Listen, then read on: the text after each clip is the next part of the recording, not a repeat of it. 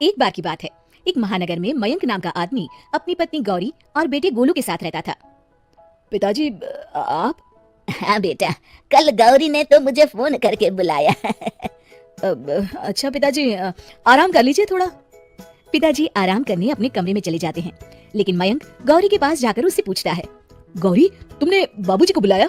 हाँ, मैंने उन्हें कल ही फोन किया था। इतनी जल्दी आ गए? पर क्यों?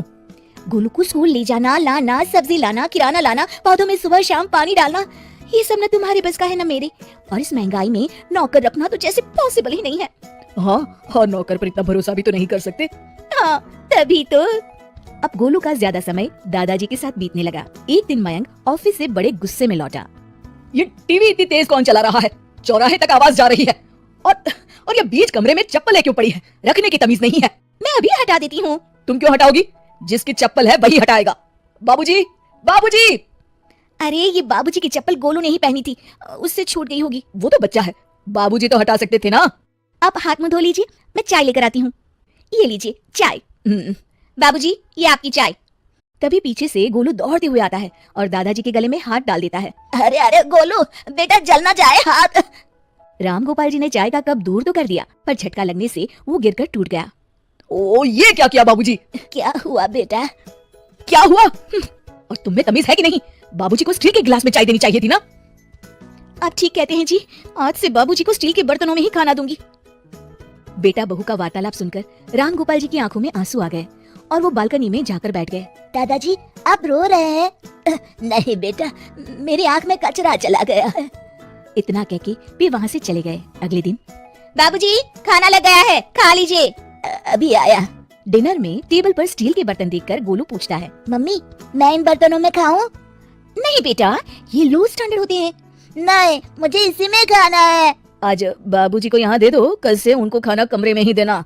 खाना खाते समय गोलू नमक की डिब्बी उठाता है और राम गोपाल जी की प्लेट नीचे गिरकर टूट गई। बाबूजी, आप ही हद करते हैं, प्लेट तोड़ दी। 2 दिन पहले ही कब तोड़ दिया था। आंसू छुपाते हुए वो सिर्फ पानी पीकर उठ गए और वहां से चले गए। अगले दिन मयंक ऑफिस जाने लगा। बेटा, आज तबीयत नासाज लग रही है, जरा डॉक्टर को दिखाते हैं। बाबूजी, आज तो एक क्लाइंट से मीटिंग है, लेकिन लौटते समय मेडिकल से दवाई ले आऊंगा। अगर ऐसा नहीं हुआ तो कल दिखा लाएंगे। पर बेटा, हाथ पैर दर्द कर रहे हैं, बदन बहुत टूट रहा है। तो आपको कौन सा मजदूरी करने जाना है? पूरे दिन बस आराम ही तो करेंगे आप। राम गोपाल जी कमरे में चले गए। अरे सुनिए जी, पहले गोलू को डॉक्टर को दिखा कर लाइए।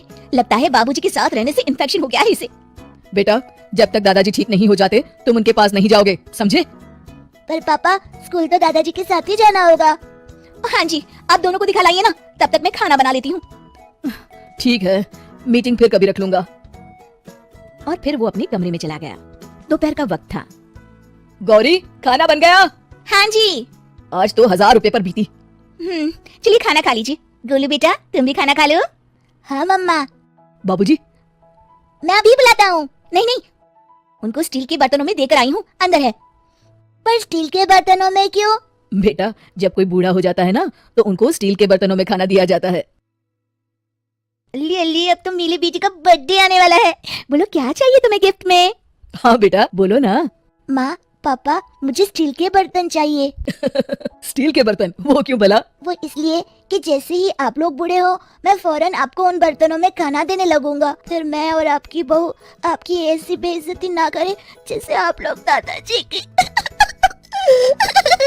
ये कहकर गोलू रोने लगा। गौरी और मयंक उसकी बात सुनकर सन्न रह जाते हैं। मयंक जल्दी से कमरे की तरफ दौड़ा और बाबूजी के पैर पकड़कर बोला, बाबूजी, मुझे माफ कर दीजिए। बाबूजी को अपने साथ टेबल पर बिठाया और खुद ही उसे खाना परोसने लगा। शिक्षा, हमें अपने माता पिता का और बड़ों का हमेशा सम्मान करना चाहिए।